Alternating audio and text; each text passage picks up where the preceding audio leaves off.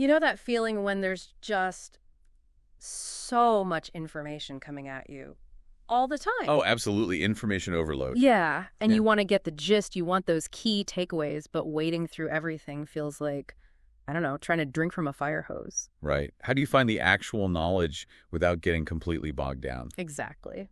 Well, today we're doing something a bit different, maybe a little meta. We're actually taking a deep dive into another deep dive. Oh, tell me more. We're looking at this really fantastic learning resource. It's a segment from the Mila and Leo English Podcast channel on YouTube. Oh, okay.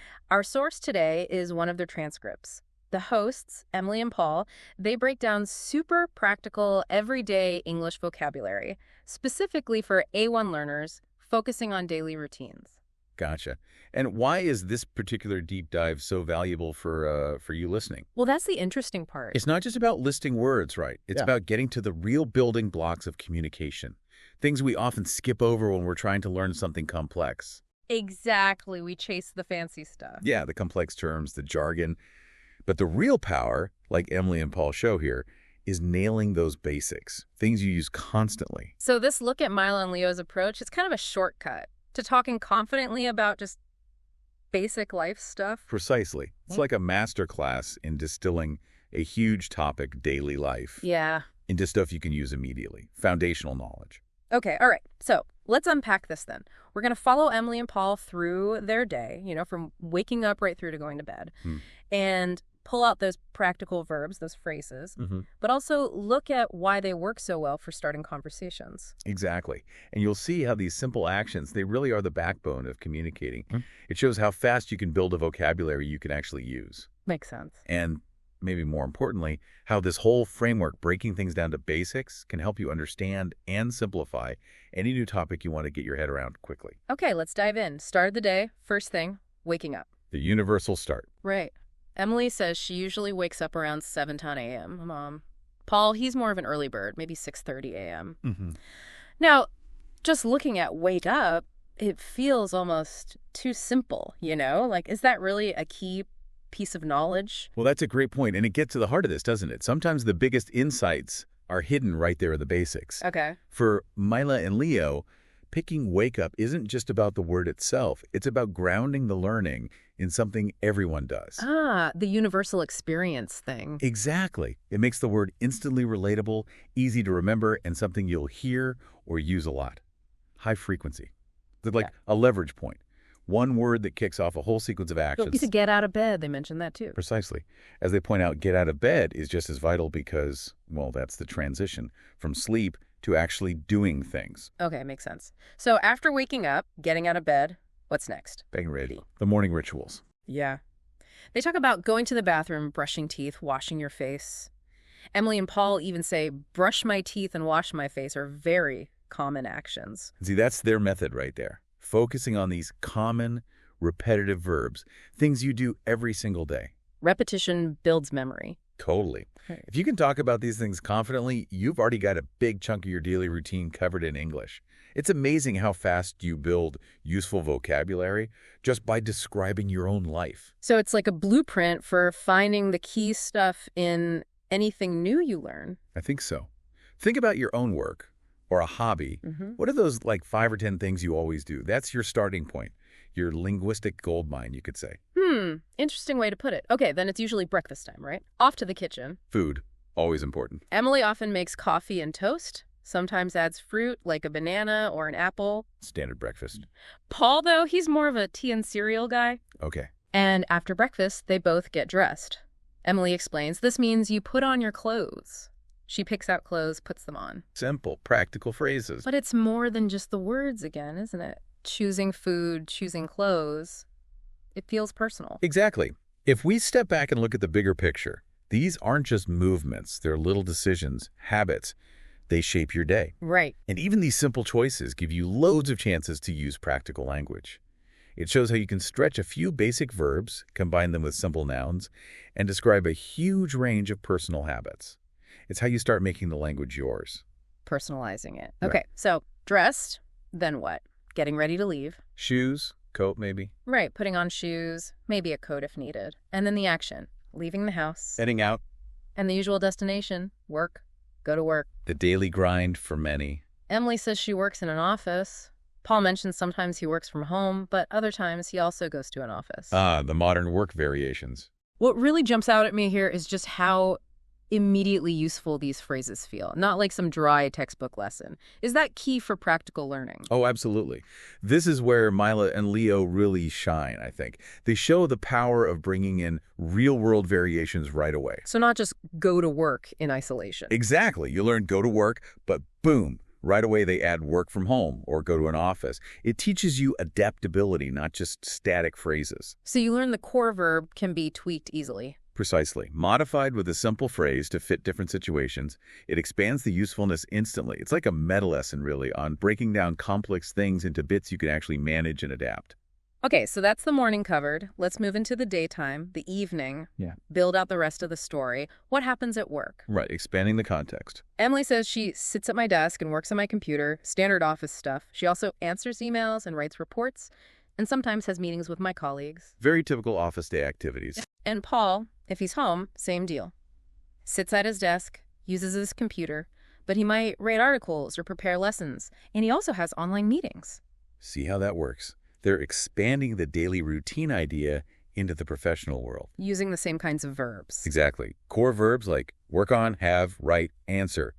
They just add a few different words to fit the context. It's that contextual expansion. And it makes you, the listener, think. How many of these basic actions, working on something, answering things, having meetings, how many do you do every day in your job? Yeah. Recognizing yourself makes it stick. Definitely.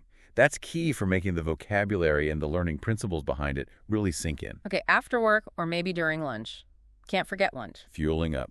Both Emily and Paul talk about having lunch. Paul likes something light, sandwich, salad. Emily might bring lunch, or she might go out to eat. Options. Good vocabulary there, too. And after lunch, back to work, as they say. The afternoon shift. Until finally, the workday ends. Paul mentions that great feeling of going home. Oh yeah, that sense of relief. That's universal. It really is. A good emotional hook for the phrase, go home. Definitely. And once they're home, things shift again. More personal time. Yeah. Emily and Paul talk about relaxing on the sofa, watching TV. Kicking back. Cooking dinner comes up too. Yeah. Emily might make pasta or soup. Paul enjoys trying new recipes. A bit more adventurous. And then the one we all know and maybe don't love, washing the dishes. Ha! Yes. The great equalizer even shows up in an English lesson. Right. It shows that balance, chores, and relaxation. And because these activities are so common everywhere, the words for them are super useful, highly transferable. Everyone does chores, everyone relaxes. Exactly. Mila and Leo use those universals to make the learning feel almost effortless. So evening winding down, leisure time, what do they do? Paul sometimes goes for a walk.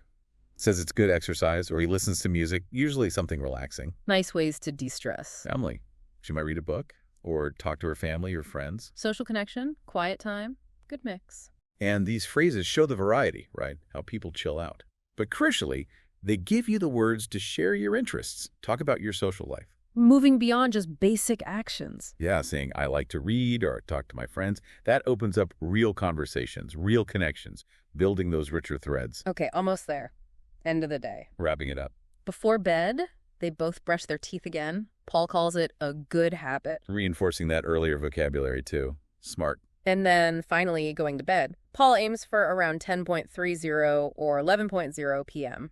Emily, a bit later, maybe 11:03 p.m. And that completes the whole cycle. A full day described with simple, essential language. It's like Mila and Leo have built this neat, self-contained learning package. A really well-structured way to get that core vocabulary. So pulling it all together, what does this mean for you, the listener, trying to absorb information effectively, not just language? Well, if we look at the big picture, the real insight from digging into this Mila and Leo lesson is about the power of structured repetition. Like seeing brushed teeth twice. Yeah, partly. But also just mastering those everyday verbs they use over and over. Wow. Wake up, get out of bed, brush teeth, wash face, make breakfast, have breakfast, get dressed. Put on shoes, leave the house, go to work. Sit at my desk, work on my computer, answer emails, write reports, have meetings. Write articles, prepare lessons, have lunch, go home. Relax, watch TV, cook dinner, wash the dishes. Read a book, talk to family, go for a walk, listen to music, and go to bed. Phew. Exactly. That list sounds long, but those actions, They form this incredibly solid foundation. You do them daily, so the repetition naturally cements the words. It's like finding the minimum viable vocabulary or the minimum information set that gives you the biggest impact. Right. And Emily and Paul's advice, which we can apply to learning anything, really, is to use these ideas to talk about your day or your field. Don't just passively listen. No, engage. Think about your routine, morning to night, or the main steps in your job. Yeah. Try to say them, maybe using these simple structures. Even writing it down helps. Totally. Writing helps lock it in. It's basically applying the Mila and Leo method to your own learning. You have to remember their point about patience and celebrating the small wins. Yeah, they say, don't worry if you don't know all the words yet, just try your best. And you'll learn more and more each day. Learning anything complex, whether it's a language or a new skill, it takes time. It takes practice. Be patient. Yeah, be patient with yourself. Acknowledge the progress, even if it feels small. It ties right back to our whole philosophy. Knowledge is useful when you understand it and apply it. And applying even these small bits consistently leads to big results over time. Exactly. Wow, what a journey through just a regular day. We got so much practical English from Emily and Paul's routine via Mila and Leo. But maybe more than that, we saw the principles behind how good educators make complex stuff feel simple and usable. Yeah, it really shows how focusing on fundamentals, if taught well, builds confidence fast, whether it's language or really any new skill. So, as you think about your own day or maybe your own field of expertise, here's something to chew on. Okay, a final thought. If you had to pick just 3 phrases or 3 core concepts from your entire day or your entire field, just 3 things to explain it to someone new, what would they be? Ooh, that's a tough one. And why those 3? It makes you really think about what's essential, what truly communicates the core idea. That's a great reflective question. Prioritizing what really matters for communication. Well, thank you so much for joining us on this deep dive. We explored the nuts and bolts of everyday English, yes, but also the art of effective learning and teaching. Hope you feel a bit more ready to tackle those daily chats and maybe look at new information with a sharper focus on the fundamentals. Keep practicing, keep exploring your interests, and keep doing your own deep dives into language, learning, whatever excites you. We'll be here for your next deep dive.